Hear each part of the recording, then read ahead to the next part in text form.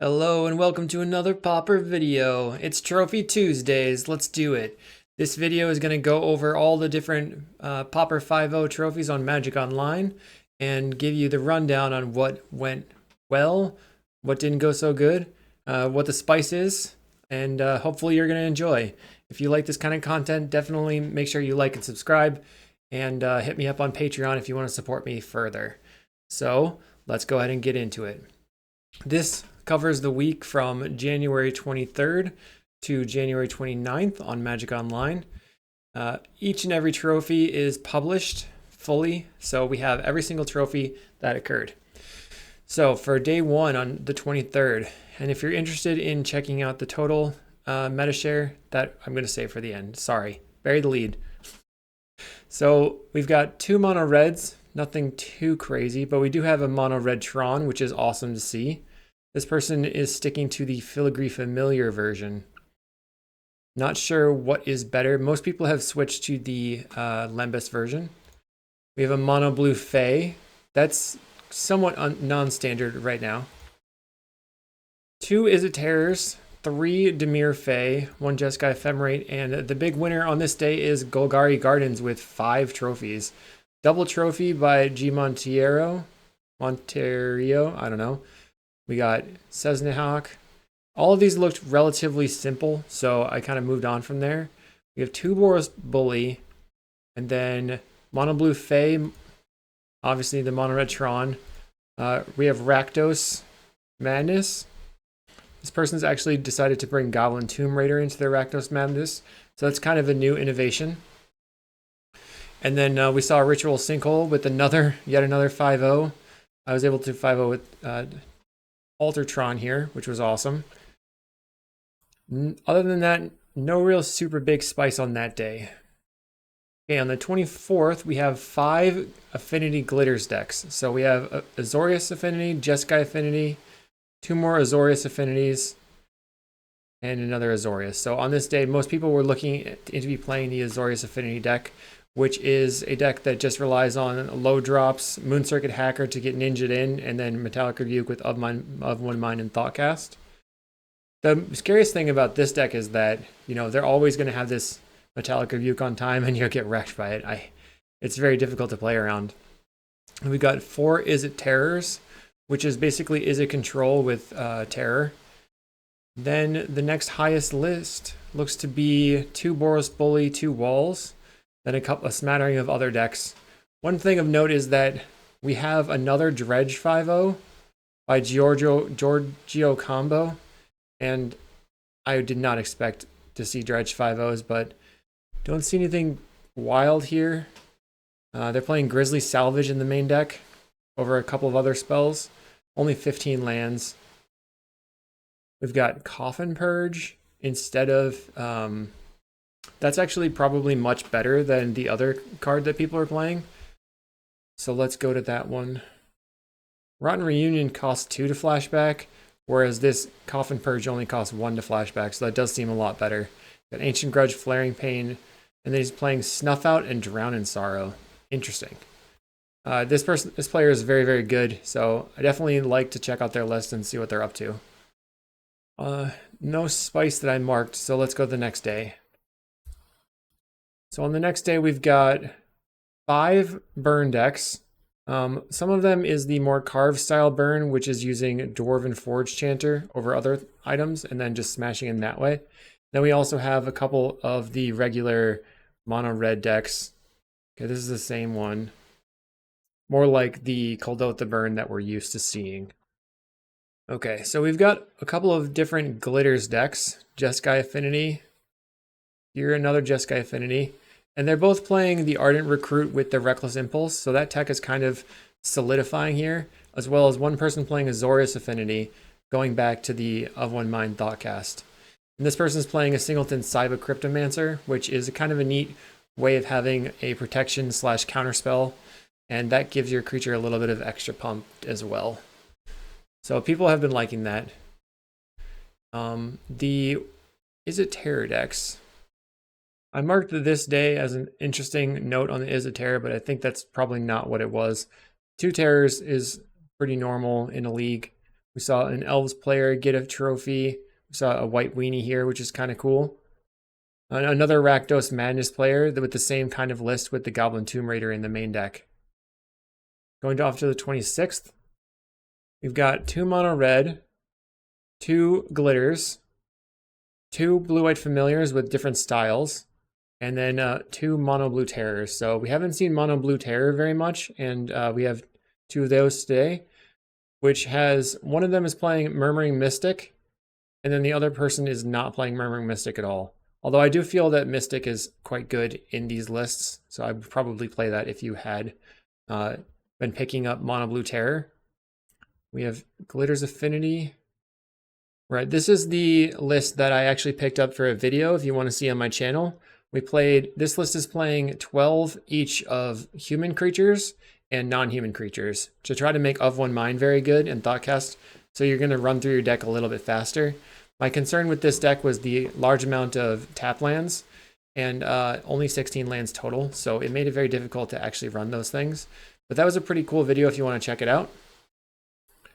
And then we've got pretty standard for the rest, although we do have another dredge player here. It never dies. I can't believe that there's so much dredge going on. This person's playing Pyroblast and Exhume. Troublemaker, oof. I'm not really sure that's going to work out too great, but you can bargain sacrificing an artifact, enchantment, or token, and then exile an artifact.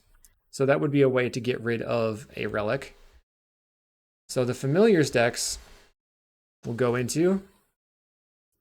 So one of these lists is playing a bunch of Seagate Oracles and creatures, along with Murmuring Mystic and Meeting of Minds. There are 4 Meeting of Minds here in order to really move through your deck quickly and be able to play all these things very free. And then this version of the deck is playing 4 the Modern Age and 3 Deep Analysis, along with 4 total counterspells.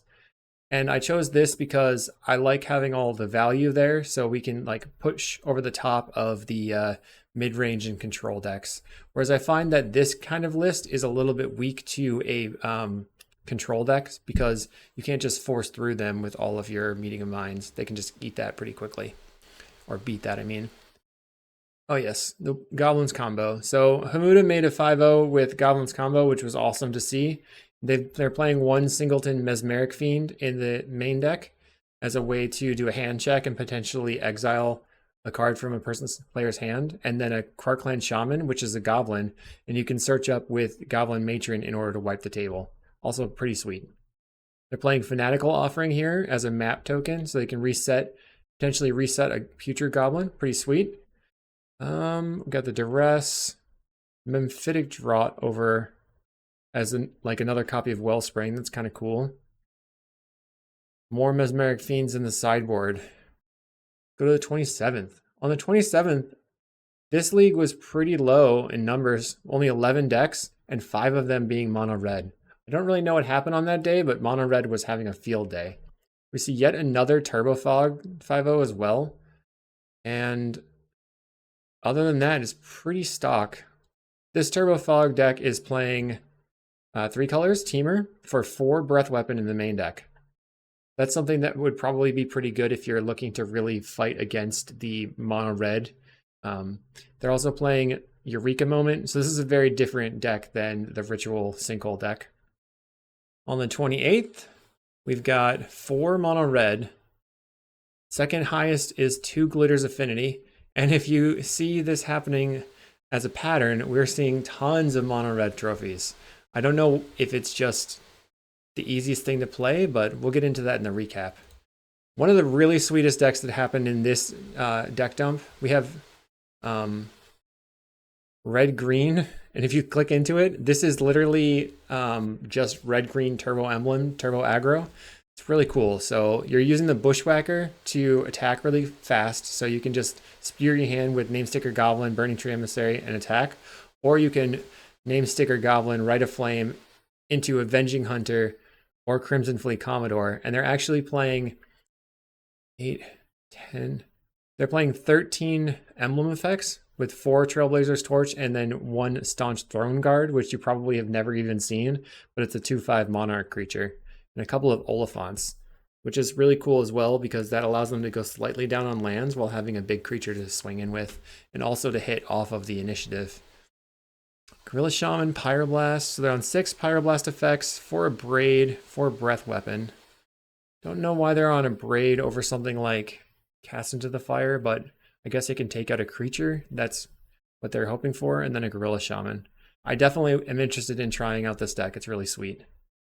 On a previous day also, oh no, that's tomorrow, okay.